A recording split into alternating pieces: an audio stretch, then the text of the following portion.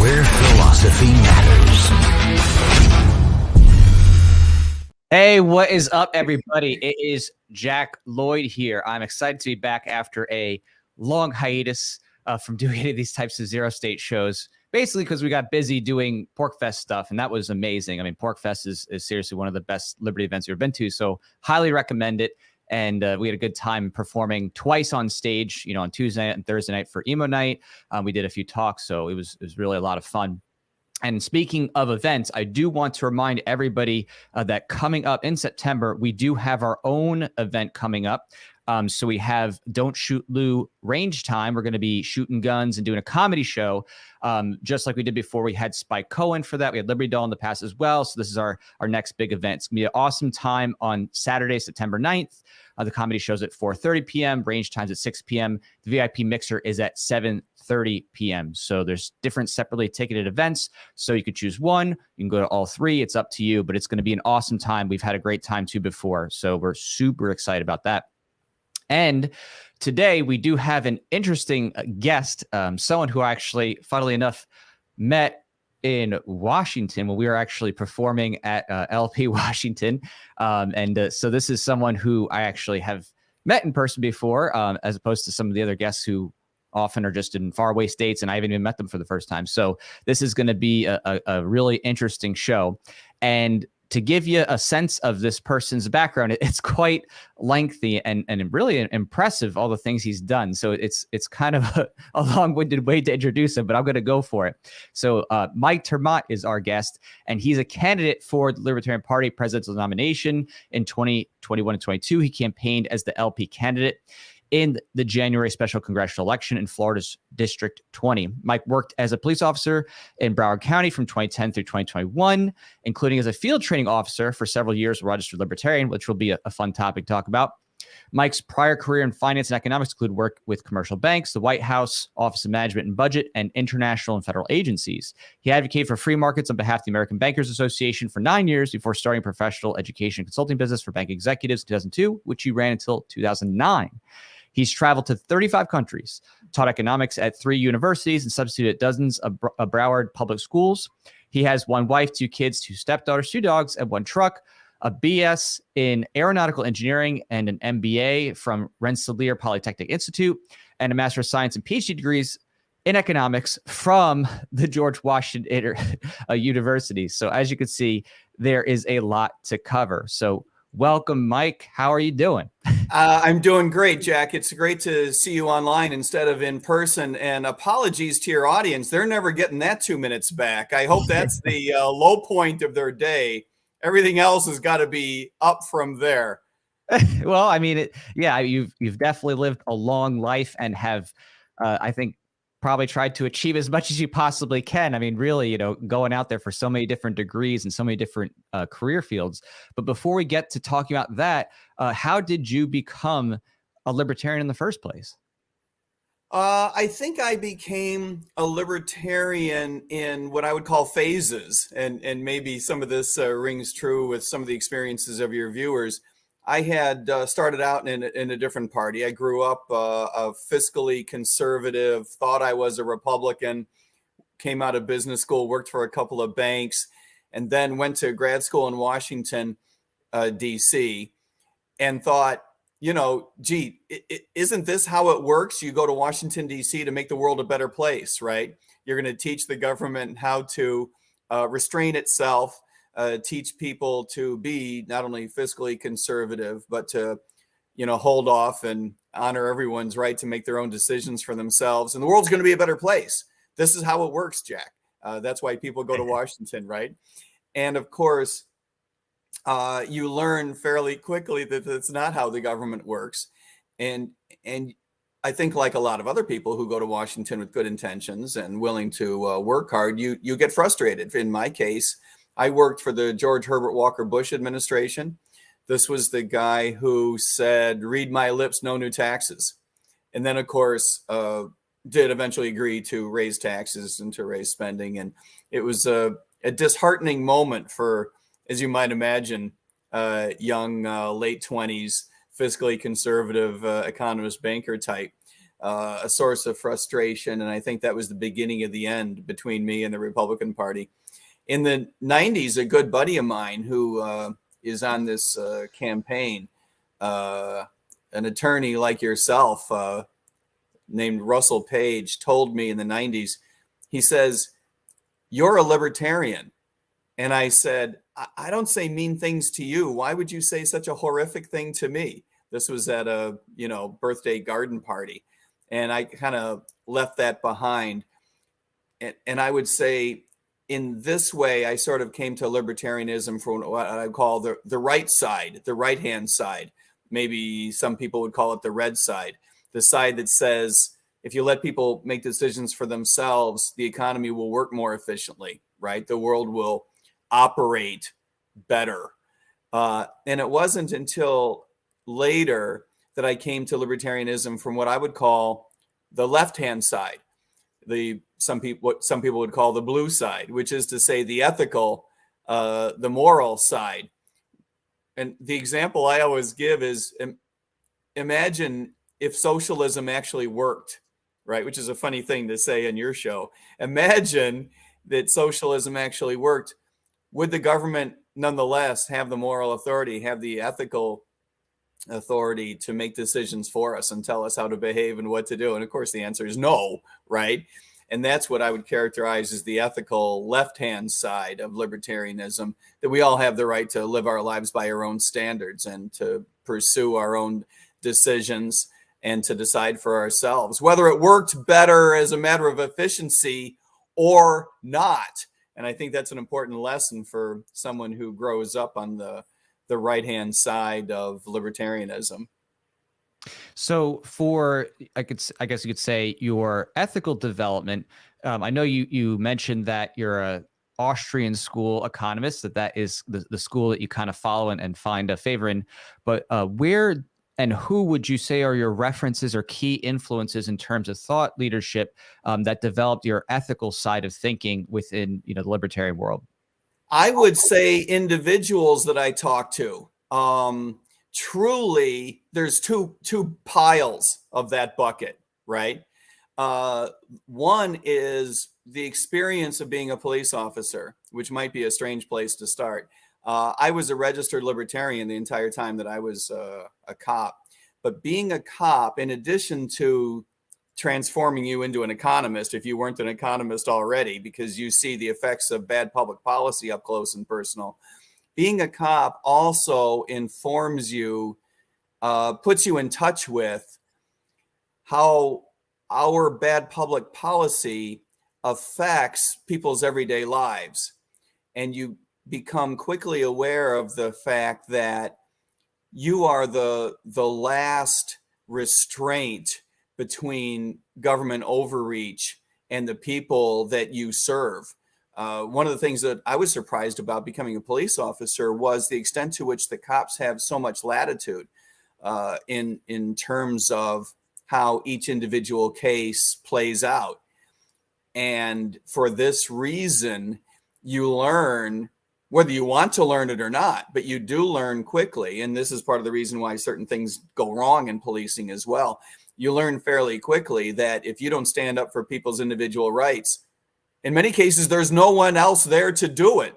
You have to show not only self-restraint, but look, people sign up to become cops in order to protect people's rights. Typically, though, what they're thinking of is to protect you from bad people taking away your rights, right? But the thing that you need to learn is that you also need to protect people from you, from yourself, from the police department, from the government, from the overreach of the state legislature. And this was a huge learning opportunity for me.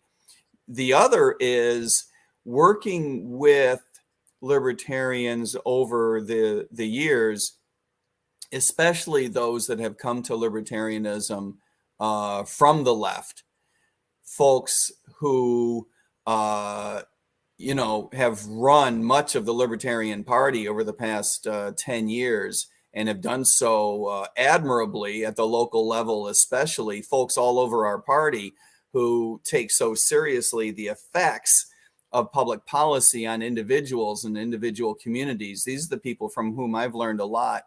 For just one example, I spent a couple of days at the border in Arizona talking immigration policy, and that was in some ways an eye-opener, even though on paper we all understand what's going on, right? But to see the effects of the black markets that we create in terms of human trafficking is something that'll break your heart. And as experiences like those that libertarians on the ground in some of these communities have set me up with and have helped school me, those have been my absolute major influences. It's more of a literature thing on the right-hand side. We can talk about economists and Milton Friedman and Thomas Sowell and people like that. But on the ethical side, I think it's an experiential progression that libertarians make throughout the courses of their lives. Would you agree with that? Certainly it does, obviously inform us, our experiences and people we talk to. Absolutely. I mean, I have that as well. I thought it was interesting that you mentioned Milton Friedman and Thomas Sowell, neither of whom are Austrian economists. Obviously Sowell is a Chicagoan, Friedman is a MMT guy. So it is obviously important to get versed on literature, but to also really dive in deep into the ethical philosophy and to go beyond, those conversations and to really, internalize those things. I was wondering too, with your work as a police officer, because I've been a criminal defense attorney. I've also been a public school teacher in Florida and a substitute school teacher. So we kind of share that in common, being on the ground with criminal justice issues. And, good for you. I have every respect for people like you who have done it full time, because what I learned just doing it part time for a couple of years is it's a tremendous amount of work running classrooms and dealing with families and kids. It's a not just a huge responsibility, but a tremendous amount of work. Oh, definitely. And well, one of the parts of that was really important for me, in terms of my experience, is that it was extra revelatory for me about how unethical compulsory schooling is. And as a libertarian, I'm against forcible compulsory schooling, even in the private context, as an ethical stance. Unschooling there means that children are not forced to a one-size-fits-all curriculum with parents, or other adults acting as performance judges and giving grades and saying, you have to do this, you're going to be a failure working at McDonald's. So, that type of experience Agreed.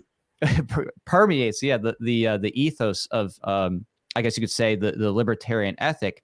And so I was kind of wondering about your insights. I'm not sure if you ever seen or read this book. Have you ever seen the book Why Meadow Died? I have heard about it. I have not read it. Oh, okay.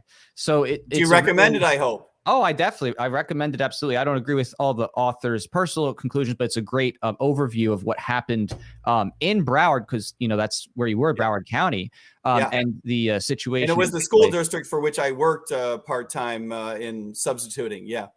Exactly. So, you got to really see how things went under Scott Israel and all of the corruption that took place, especially as it relates to the Promise program and the incentives there, where, police were told to just ignore situations where there's actual violence because they didn't want to get kids into the, school to prison pipeline, that kind of situation. So I was kind of wondering, did you experience as a police officer when you're working there, those types of pressures to have certain selective enforcement, for political purposes?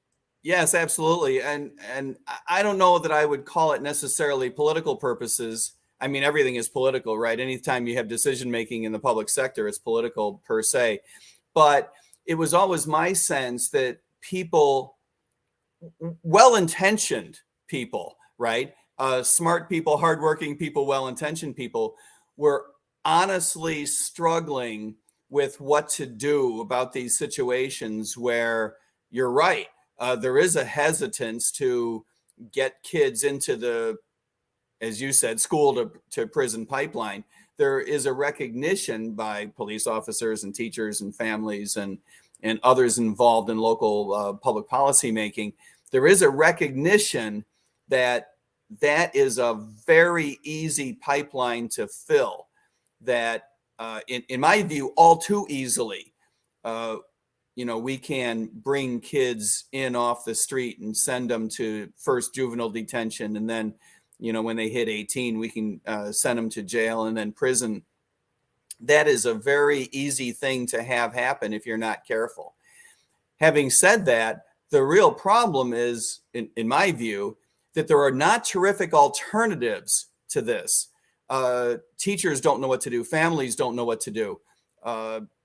Police officers all too often don't know what to do, right? A huge part of this, you were putting your finger on, not only the compulsory nature of school in general, but how crappy our public schools are in particular. I do believe that the linchpin in repairing much of this will be, well, twofold. One is getting rid of the war on drugs. Our having created a black market that draws in young people to a life of crime is a real shame, both in terms of how little it's done to keep people off of drugs and how much it has done to ruining the lives of young people and others. But talking about young people in particular, it's very difficult for a lot of people in crummy schools, for example, who don't see a way up and don't see a way out, to say no to the idea of making some bucks in these black markets. And of course, we layer on top of that what I would argue is the world's most oppressive criminal justice system. We can be very efficient at ruining people's lives when we get them into these black markets in the first place. And number two is getting rid of this mandate that people have to go to a public school. We need a school choice program everywhere. I believe in the long run, we will get out of this idea of public financing of school. But a huge stepping stone in that direction is making all of the money that is raised in the public sector for purposes of primary and secondary education available on a competitive basis, so that, look, charter schools are a step in the right direction, but where this needs to go, of course, is schools in the private sector competing on a contractual basis to provide these services. And to your point, homeschooling, I think, is going to break this wide open over the next decade. And eventually that will lead to a softening, not only of the monopoly of the public schools, but a softening of this idea that the state should be in charge of compelling people to be in school, and the state deciding whether the educational program you're in your own home is good enough. And eventually, I think this regulatory framework will fall, but I think it's going to take a while. Yeah, certainly, stepping stones toward that direction of getting rid of the monopoly on compulsory education is a good start there with school vouchers, school choice, tax credits, things like that. Obviously, with government steeping money into these other institutions, there's the risk there of the government trying to regulate what wherever the money's going. So there is that serious concern, which of course is why, and that happens. It does, yeah. So, definitely need that type of a decentralization. Have you heard of unschooling or self-directed education and those types of initiatives before? Yeah. I think that we need to be supportive of the full menu of anything that breaks up the public school monopoly. I think, like I say, I think that the big one is going to be the progress we're making in terms of homeschooling. There are political movements in several states to get out from under compulsory education altogether, which would be an excellent way to go. But to achieve that, you're also going to have to undermine the extent to which the states at a local level and at a state level, and parenthetically at a federal level, get out from under these governments raising money for the purposes of public education, or even if it's to finance private education, because that is the glue that binds. To your point, that's what gives public policy makers the notion that they can not only compel you to go to a program, but they can regulate the nature of these programs. So I think in the long run, that's going to be what has to fall before the idea that we can get out from under compulsory education. Yeah, I mean, I agree there. It's absolutely. We need the government out of the way and to get out of the forcible funding paradigm. So, steps toward that is absolutely important. Definitely. Yeah. I had a question for you from something specifically that you covered before with the South Florida Sun Sentinel. You said in there, you said, personally, I love expedient solutions. So if I, as a police officer, believe that tightening the rules on gun ownership, transfer, possession, or at least registration would make an iota of difference, I'd be willing to fight for the constitutional challenges necessary to allow such measures, but it wouldn't. And I was kind of curious about that because from that framing, it doesn't seem like as if that's a libertarian ethical stance, but a utilitarian stance. The idea that, oh, if this would solve it, then we should do it. So that absolutely was a completely utilitarian stance. You're absolutely right. I was trying to make the point that, we can at least have this conversation, right? If you can demonstrate to me that it would make an iota of difference, we're having a conversation. I'll give you that. The fact that it wouldn't, I believe, begins and ends that conversation. And I believe that this is an important point that I think is underrepresented in our party and around the United States, that we need to impress upon people that we have to look for other solutions, because the idea of taking guns out of people's hands doesn't work. And I believe that most Americans will come along with us for this reason in particular. You're right. The government doesn't have the moral authority, the ethical authority to pursue this, whether it worked or not. But having said that, if anyone could demonstrate that there is something that we can do, we should be fighting for anything that we can do to reduce violence in the United States. I'm a big believer in practicality, but there is no such thing as a solution to gun violence that starts with taking guns out of the hands of Americans. Yeah. Would you agree with that? Oh, of course. It's just that, certainly here, you just said, I would be willing to fight for the constitutional changes necessary, not simply have a conversation, but actually seek constitutional revision to allow such measures, including tightening rules on gun ownership, transfer, possession, or registration.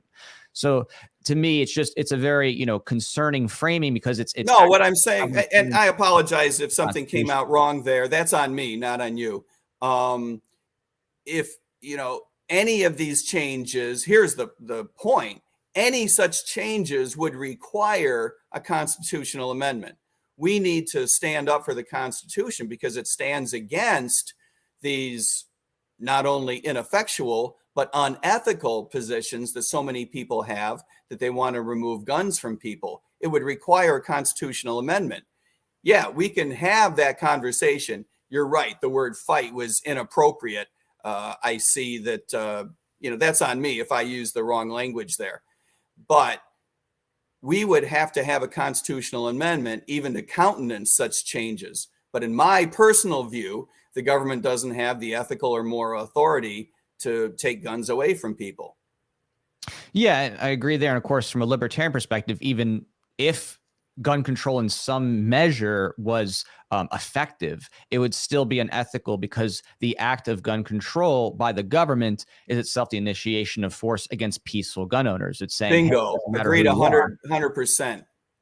Yeah, okay, that's great. That's great to hear. So is this just something that you've always held that position, or has this been a development, especially over the past 10 years of, kind of your political and ideological thinking? I would say it's been over the last 20 and 25 years. Like I say, when I was a younger man, I was mostly concerned with fiscal conservatism and how do we make the government run more efficiently. It wasn't until the turn of the past century that I came to libertarianism from the ethical side. Yeah, exactly. Yeah, I mean, it definitely takes time to unwind, all the different structures that we have and the brainwashing, the programming. So I definitely get that. It took me years to go from neoconservative to libertarian. So and to coming to the issues. I was never in favor of gun control. I don't want to accidentally lead you to believe something that isn't true. But as a younger economist, I just wasn't all that involved with the public policy surrounding issues like gun control and other issues in our culture more broadly. Gotcha. So another question too, tying in with some of those things we were discussing before, from Sun Sentinel, it says taking climate change seriously. I was wondering if you could elaborate what that was when you say that the Democratic Party is not taking climate change seriously? I don't think I said the Democratic Party was not taking climate change seriously. The Democratic Party takes climate change uber seriously. As a matter of fact, I would argue that they take it too seriously from the public policy point of view. Our job, go ahead. Oh, you're good. No, you're perfectly fine. Our job is to make sure that we don't have a government in place that runs away with the idea that climate change is going to require responses that the government should be shoving down our throat.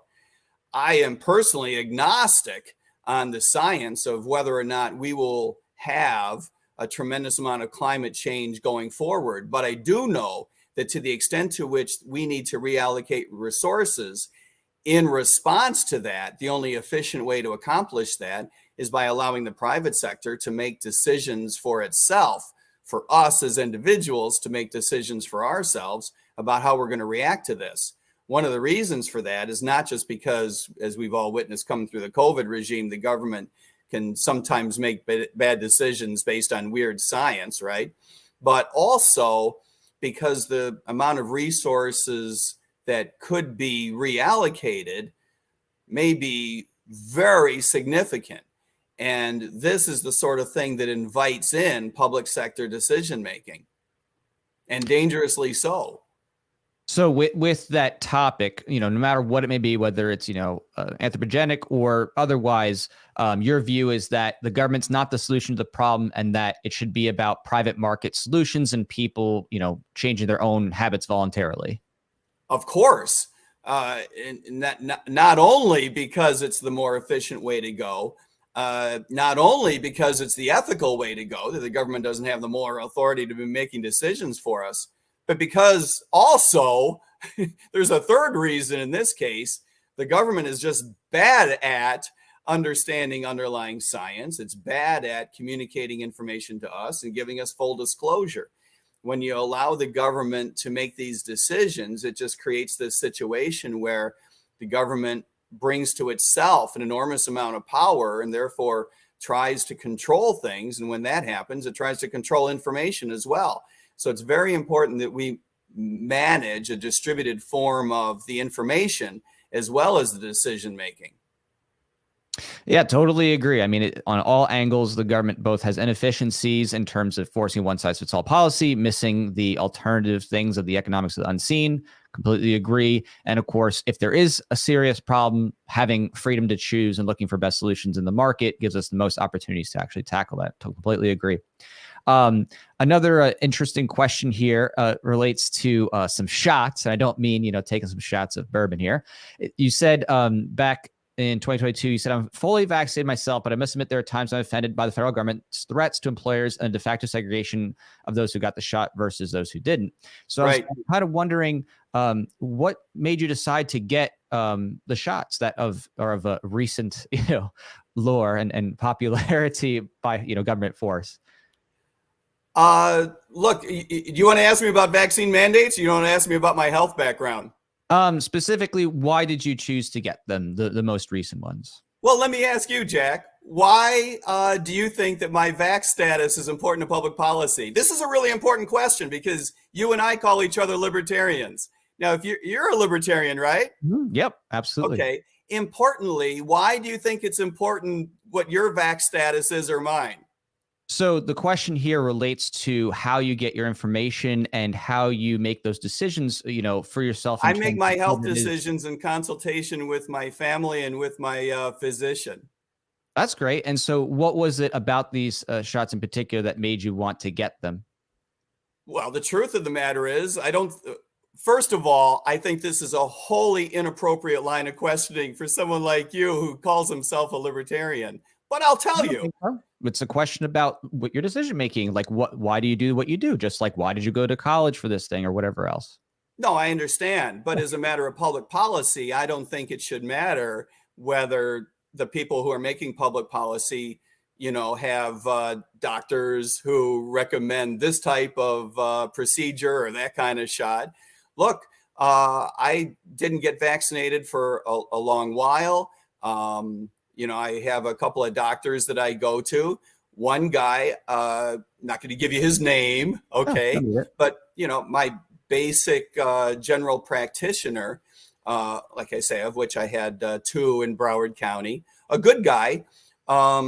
He had convinced me that given a couple of personal characteristics that I have in my own health background, that it would make sense to be vaccinated because, I was in a higher risk category than some other people.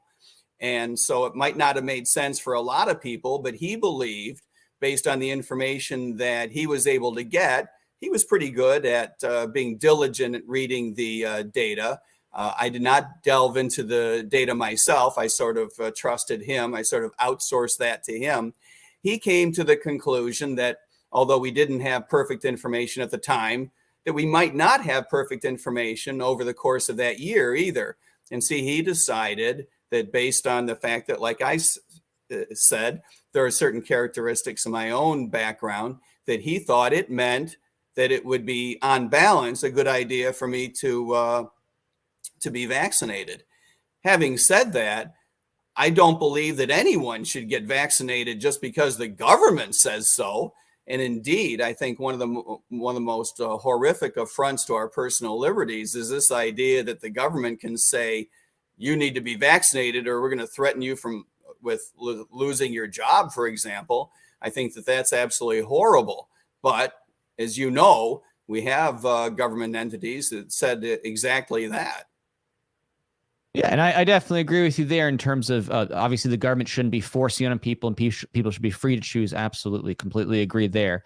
Was there anything about that experience between then and now that has caused you to reevaluate how you make those decisions and, think about the nature of, government propaganda as relates to those things? Is there anything that your mind's been changed on as to, government and corporate, I guess you could say, interweavings to kind of, force a program on people? Has anything changed? I don't know about a change. I was skeptical then. I hope you were too, by the way.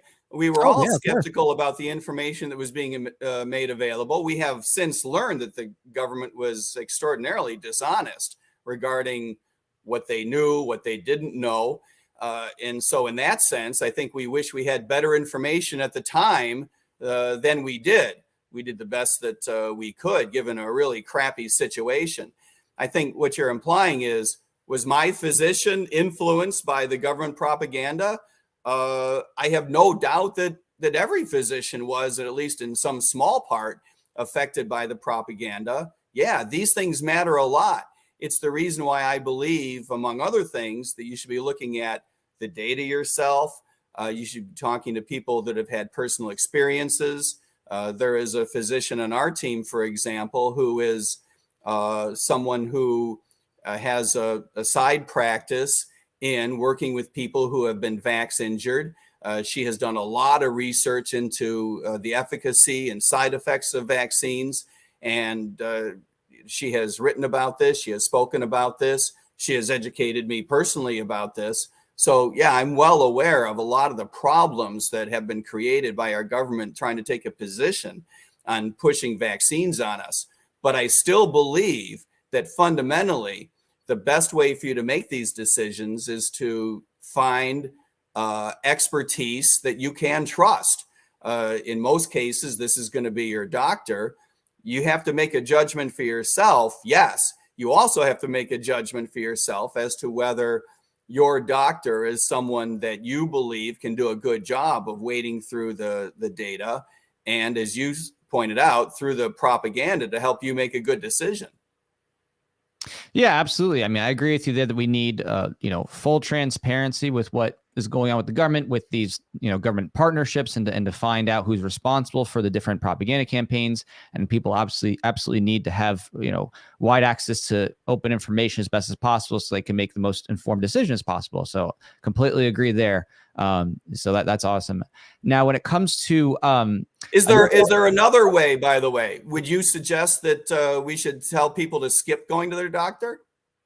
So when it comes to the doctor situation, it's more a matter of evaluating how a doctor makes their decisions, right? Because if you have a doctor who themselves doesn't actually do any thinking, for themselves, they just go, well, I'm just going to pass off whatever is said, to me by the AMA or whatever journal, and they're not going to read it or do any thinking about it. They're just like, oh, I guess, well, here's the latest report, get this. Then yeah, that is a big problem. I would prefer a doctor who actually takes the time to like read about the studies that, is backing whatever is being promoted, and doctors who actually talk to other physicians and kind of like hear what's going on. I think that's very important. What I would suggest you be real careful about is, I don't think it's a good idea for us to suggest to people that they skip talking to their doctors about it or others who have expertise with the data. I think it's real important that we not rely on government propaganda ourselves or get caught up in counter propaganda as well. I think that there is expertise out there of which we should avail ourselves. And you're right. You need to evaluate the extent to which your doctor is able to think for herself or himself. Yeah, completely agree. We inherently always are going to need to rely on some type of expertise for different things, because we cannot, as individuals, be experts in everything. So obviously, right. Whether it's a car mechanic or whether it's someone who's working on your, electrical system in your home, there's always going to be someone whose expertise you inherently have to rely on. But that's why in a free market, of course, we want to have as robust information as possible for reviews, be able to see, what a doctor's, values are and how they talk to patients, how they treat confidentiality, how they, get their information. Obviously, all those things are going to be important to making those decisions. Completely agree. So when it comes to taxation, what should the tax rate be? Well, first of all, I don't think you mean the tax rate. Tax rates in general should be as close to zero. They should be zero, if at all possible. Look, we all believe that we wish that we had a government that was as small as possible in terms of scale and scope. If we could get down to a government that was zeroed out completely, I love the name of your program, by the way, ZeroState. I think that is a wholly appropriate objective. To the extent to which we believe that the government has any role whatsoever, right? We would wish that were financed through some sort of voluntary transactions. I recognize this is not easy, but I do believe that taxes are one of the big problems we have in government in general. Indeed, talking about the federal government, I don't know if that's what you were talking. You said the tax rate, so maybe you'll have to elaborate. But when the federal government, for example, raises money, I wish it would be required to go to state governments to do it, because states are in better positions to stand up to the federal government. Anyone who's ever been audited by the IRS like I have knows it's a lopsided affair. It's not a fair fight, right? I don't like the relationship directly existing between the federal government and citizens when it comes to raising revenue. I just think it's inappropriate. I don't think that the IRS should exist.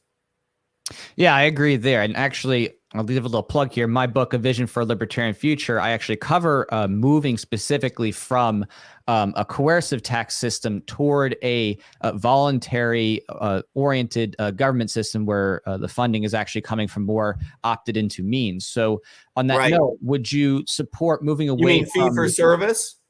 Right. There's certain elements of fee for service. One of the big things right now that is already in existence is, you may have heard of state lotteries and that kind of thing, and scratch offs. I think that moving toward those things as the primary funding element of government is a means toward that end. Obviously, it's not what I'm not a big fan of the government participating in gambling. I think it's an inappropriate service for the government to be providing. The problem with fee for service, I'm a big believer in fee for service over taxation. But if the government is involved in a service for which it could charge a fee, it should probably not be in that service at all. It should probably be handled in the private sector. One of the best things about fee for service is it sets up the potential for the service to be spun off or at least contracted out. So sometimes it's a good stepping stone to getting it out from under the government. Having your garbage picked up for service, for example, is a good example of that. Yeah, absolutely. I mean, there's many things that obviously could be taken up in the private sector, and that's the ideal, is to go toward that end, toward 100%. I think that there's some elements that might be difficult in a transition, and I note about this, like how right now there's lots of roads under the government control, but there's already still tolls everywhere you go. You pay, taxes for your land, you have gas taxes, and then you're paying tolls on top of that. So moving toward maybe making the opted in thing, tolls for maybe just highways or, freeways kind of thing, actually makes more sense because it's about use. And eventually, of course, you can open up the market to more road construction and private alternatives, and let the market naturally kind of drift away. So that's great that you're for moving in that direction of getting rid of taxes, because again, that's the coercive thing, and I know you say you don't necessarily like government and gambling, but you can choose to gamble or not, whereas the government right now, well, sure, but if that were the argument, the government could provide groceries and be in any sort of business. Problem. Yeah, if the government provides groceries and they monopolize that would be a very big problem, obviously. Well, we don't want it to monopolize gambling either. Well, I think I'm no fan of gambling. Absolutely. Don't get me wrong. From an economist's perspective, gambling is a tax on people who are bad at math. But sure. And gambling isn't per se different than a lot of other services. Right. It's just that, particularly if we're talking about incrementalism, that is, how are we getting from point A to point B? Agreed. If we're moving away from taxation toward government still has just a monopoly on lottery scratch-off things, that would be a market improvement, simply because you can opt into it, if you want to do it, or you don't have to. And Agreed. On top of that, it's not something that's core to existence. Like, no one's going to be like, oh my gosh, I can't eat, I can't drive, I can't have a home if I don't gamble, right? So it's one of those things that's more, I guess you could say, palatable to people, especially since it already exists in 45 states and their territories, to have those things. So yeah, you're probably right about that. It's politically easier to go down. Yeah, it's a little bit more expedient. Again, I'm an anarcho-capitalist, so I'm for reaching the point of government's role being reduced down towards zero. But the question here that we're talking about, because you're running for president, which means you're in government, is how do we get from point A to point B? So I'm glad that you definitely see the need for moving towards service-based things. Then, because of that being a service fee, you can actually get that toward private sector things. Exactly. To the extent to which the government provides service, I think it's important to get the government out of providing services for which we can charge fees. But you're right. To the extent to which the government provides services, it should be on a fee-based revenue basis rather than taxation. And it needs to be decentralized. Like I was saying, I don't believe that the federal government having a direct income tax is an appropriate relationship for us. Right. Completely agree there. I think that abolishing the income tax and the IRS and the associated Social Security and Medicare, Medicaid taxes would be a great first way to go. Would that be one of the things that you'd want to rally up votes for in the beginning, especially, is elimination of income tax? Income tax, yes. In the sense that I would want it to go directly to states. The other thing that we need to get people used to thinking about is getting rid of Social Security, for example. It is really an unethical proposition, I believe, to be herding people into this system where they're guaranteed, at best, a crappy rate of return. And of course, we adopt this language as though it were an investment, right? Rate of return, where it's not an investment at all. It's just a tax and redistribution scheme. But young people are virtually guaranteed to get nowhere near the bang for their buck that they would get if they were allowed to invest it on their own.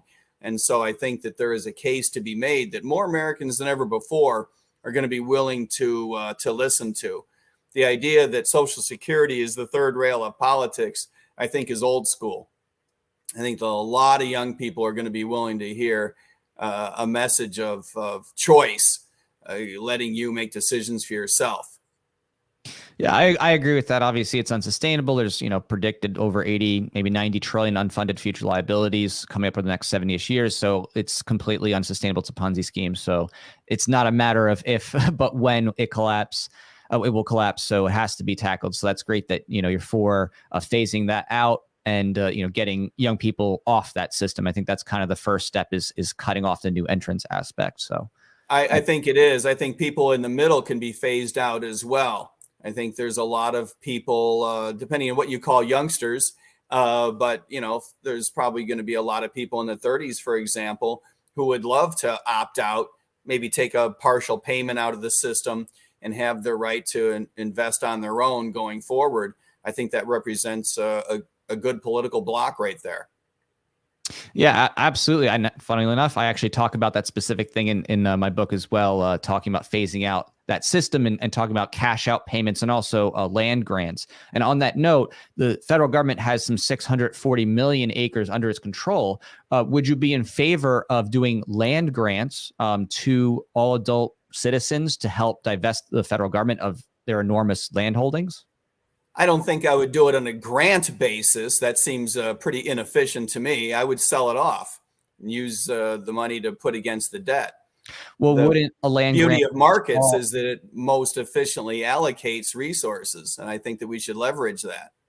Well, that would be nice, but wouldn't you say that right now that the resources are not efficiently allocated and that money has actually been diverted through government cronyism toward certain people at the exclusion of many others? And so a land grant— That's why we want to repair that situation. We don't want to tolerate it. The government does control a tremendous amount of land.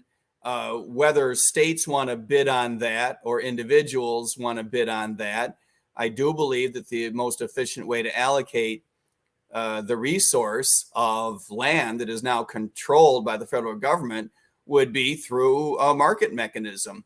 So in that sense, I would require the federal government to auction it off. I do talk about auctioning off the federal lands as well in my book. But I do also say that there should be a land grant to each person of 1 acre. And the reason why is that without that land, you don't have a bulwark against all the crony corporate actors. And you also say states. So giving more land to more governments doesn't seem like the ethical libertarian solution. Rather, getting into individual, non-corporate, non-state hands would be more the libertarian solution, because now you're saying everyone now finally has land that's their own and sovereign. It has a allodial title. Yeah, so I don't think giving away an acre at a time is an efficient solution. That'll be a mess. If you just, I mean, they did it easily for coronavirus checks. They just send it out to, $1,200. Here's to everybody. You do a software kind of map layout, and this exists like software to actually just break up the land, and then you deed it all out to all the tax. No, I get it. You could do it. The technology exists. I'm just saying it's a bad idea. I mean, yes, you could assign people sovereign, a 1 acre lease. But no, not a lease. No.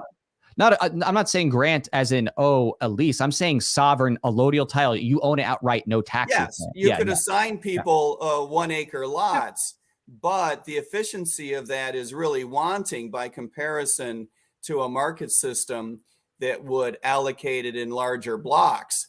People owning 1 acre would have to go through an enormous number of transactions to pool that land up into the way it would be most efficiently allocated and utilized.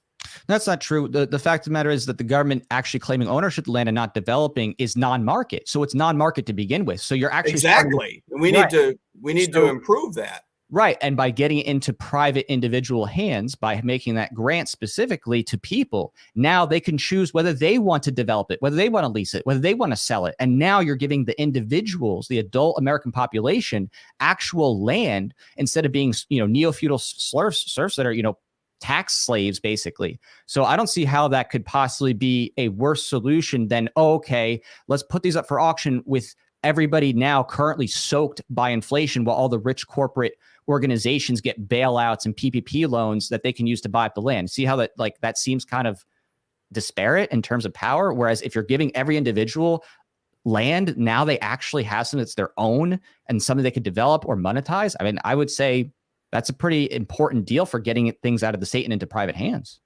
I get it. It would achieve getting the land out of the government and getting into private hands. And eventually it would be pooled up in larger parcels so that it could be efficiently utilized.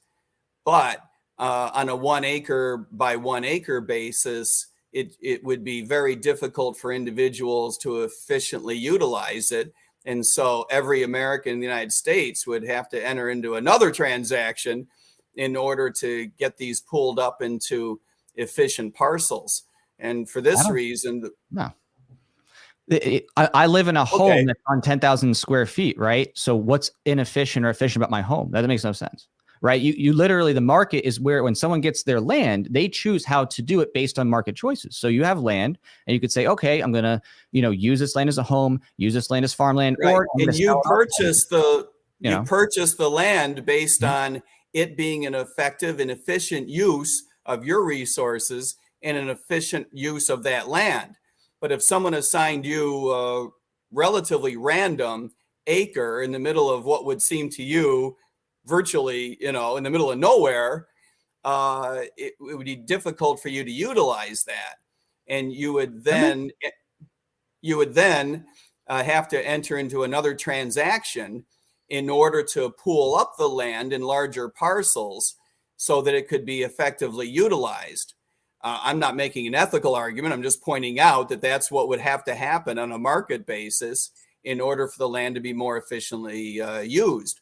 You could skip those 100 million transactions, which of course would be enormously expensive and costly, and go directly to a market mechanism to allocate the land now.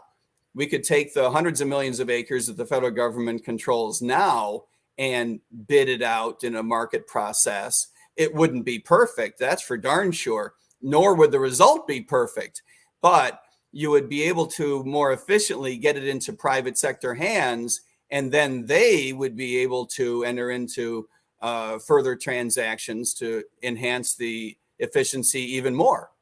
Yeah, it just, that part doesn't make as much sense because, again, it's already going to be an arbitrary amount of land that you're bidding off at a certain time. So why shouldn't it be 10 acres or 100 acres or 100,000 acres, right? You might be making all these different allocations up, but then it's like, oh, okay, who's going to be the greatest beneficiaries? Well, the people right now who are the richest in America, at least in the croniest of terms, are not the people who deserve it in the first place from what the government's done, right? We are in a world where the bankers literally have given themselves unlimited money. And after 2020, they got rid of the reserve requirements. So you now have all these different crony groups with unlimited fiat printing power. And they're the people that are going to go and bid first on these things. So you're going to put it in more bank hands. It just seems very counter to the libertarian principles of trying to get rid of the federal power and actually get Americans to have their own homesteads again. Even if it's out and remote, who cares? Eventually, that's how all development comes up, right? Eventually, people start to move, they have new opportunities, and they sell and they develop based on those possible market advance, or they hold, until something better comes along. Just like someone now might buy 100 acres, whatever, at $200 an acre. Who cares? The point is that they're holding until either a market opportunity comes up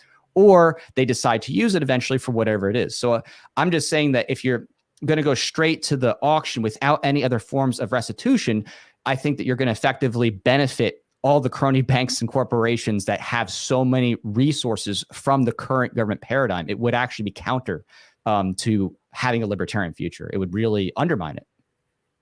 I understand. I think the right libertarian solution is to use a market mechanism to allocate the land, not to shotgun it out 1 acre at a time. But we can disagree.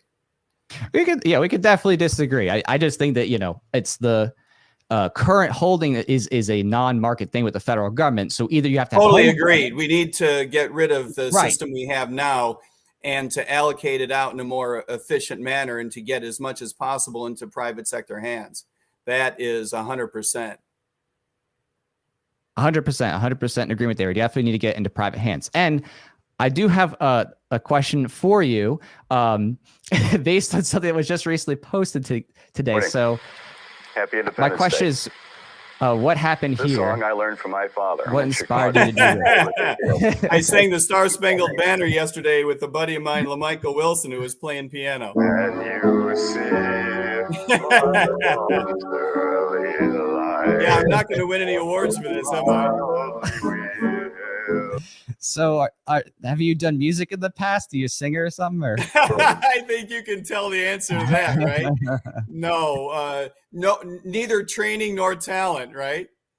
Well, it was an interesting post because I think some people were trying to comment on there, like, why'd you post this? But yeah, I mean, just having a little bit of fun on 4th of July. I get it. I would say a good positive word of encouragement is that when you do videos, especially like that, you definitely want to have as high quality visual as possible and audio recording as possible. But for the libertarian crowd, at least, a lot of them really like to hear messages about rebellion against the government and fighting against tyranny and celebrating, throwing off, a tyrannical king. So, that that type of messaging, is going to be something that's not as exciting, for the Star Spangled Banner. I get it. Yeah, it's not going to really, pump people up, if you know what I mean. Again, I'm not going to knock your singing or anything like that. I'm just saying that the choice of the content is not quite as look, the Star exciting and Spangled spicy. Banner was about a war that we were fighting with what had been very recently an oppressive power and was a power that was trying to regain strength over the fledgling United States. So I don't have a problem with the patriotism of the Star Spangled Banner. But to your point, yes, the singing was horrible. No, that wasn't my point. I think maybe if you had done that while burning a British flag, that might have actually been super well received. That would have actually been like, okay, all right, I'll let that pass. Like, that's what you should have done. You just had a blowtorch, you're like saying it, and then you're burning the British flag underneath, right? And then, you dump a box of like tea off your boat. That would have been perfect. That's an excellent idea. I love that. So, I mean, it's tough. I know to get everything together. It's a lot to get the presidential stuff, to all this legal issues and all the different things you need to do, fundraising and promotion. So I get it. You're hustling, you're trying your best. So I appreciate it. Well, it was a moment of levity. Yeah. And I want to take one quick question here. It says that Libertarian lady said the loud group of Moms in Action want assault style rifles banned. As president, how do you keep this group from protesting every day when hopefully choose to not step on our Second Amendment? So she just wants to know basically, how are we resisting the gun grabbers? Well, and I know she didn't literally mean how you keep them from protesting every day. They can protest every day if they want to. I don't think that they're going to get a lot of traction. There have been assault bans in various places around the United States over the years. They haven't worked. Most importantly, I think that we need to recognize that it's, the problems that we have with violence in the United States. By the way, the problems that we have with violence in the United States are real. No one should be in the business of suggesting that we don't have violence problems in the United States. But regulating the types of guns or who can have them makes no sense in terms of taking a bite out of a problem that we all worry about. We have obviously a cultural problem with crime, with violence. The United States is obviously not the only place with criminal activity around the world. I think that the data will eventually show that this idea of having places where you don't want to have guns is just not making a contribution to reducing violence. To the extent to which people need targets to be hardened, I completely understand the sentiment. There is a movement in the United States to have armed guards, for example, at schools, metal detectors at schools. I totally understand the sentiment there. If the decision making is local, if a local school board in conjunction with their clientele decide that is the way to go, I think that the data will eventually be able to make some contribution to this debate. Yeah, I mean, obviously, gun control needs to be struck down. Bruin case recently kind of signaled that that's where things are going. So I think we have something to hope for in the courts. I'm glad. I think you're exactly right. You agree that we need to, stand strong against the gun grabbers and not give in to their sophistry. 100% there. I do have concerns about the school stuff, obviously, because to me, it's just creating a police state. I think it's acclimating young people to think they have no rights. Going to metal detectors, having drug dogs, having cameras everywhere, being told that if an SRO calls you in that, oh, well, now they can just search you because you're in a sensitive area. To me, it's really sick, and it's conditioning young people to. Well, I agree. I wouldn't have gone there. I wouldn't connect those dots. No, yeah, of course. I'm not saying I think that. It's just because we have a lot of that already.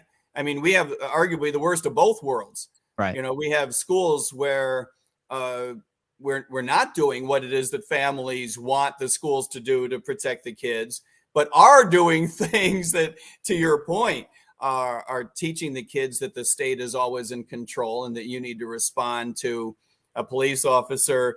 just because he or she has some weird concern about what's going on in the classroom, and that this is an environment that is and ought to be controlled by the state. I agree with you. It is a weird culture. So I would argue that a lot of our public schools actually have the worst of both worlds. Yeah, absolutely. It's a police state and a neglect of actual duties when it comes to helping kids from other dangerous persons. They ignore problem people like Nicholas Cruz, and then the people who are supposed to defend them don't go in and defend them. I know the officer who was there just was recently acquitted again on another civil charge thing. So it's just really messed up. So I'm glad that you are speaking out against that and letting people know that schools, as they stand, are just not safe places for kids and to get on out of there. So I really appreciate that. Where can people find you and check out what you're doing with your campaign? They can go to either one of a pair of websites about the campaign. They can go to MikeTerMaat.com. One of the challenges there is you'd have to spell the name correctly, of course. You got the MIKE part, MikeTermaat.com. You can see all about the campaign. You can also go to goldnewdeal.org, the platform that we're running on. We call the Gold New Deal because we believe that we need a fundamentally different relationship between us and the government that entails a fair amount of decentralization and a lot of the bread and butter libertarian issues that you and I have been discussing, including end the Federal Reserve System. Anyway, the goldnewdeal.org is the website for that. Don't go to goldnewdeal.com because they'll try to sell you something, which is not a bad idea. It's just the wrong website. So go to goldnewdeal.org and you'll see the platform that is the foundation of the campaign. Well, thank you. I really appreciate your time, Mike. I thank you for taking on some of the tougher questions and running along with me and having some fun with that. I appreciate that you've been, working to become more principled over the years and have really challenged your thinking and bring to the table a lot of unique insights from your work in schools as a substitute teacher, as a police officer, and all that good stuff. And I think that is important, especially for libertarians to hear, from that side, from people who have actually worked it, what things need to be looked at and changed and improved as we move away from, the state being the solution to all the problems in the world. So I appreciate you're bringing that to the table and taking a stand against, all this government tyranny that way. I appreciate that. Thank you. You got a fun program. I really enjoyed being with you today. Yeah, no, it's been awesome. And I do want to plug here again. I highly recommend my books, Definitive Guide to Libertarian Voluntarism, Vision for Libertarian Future.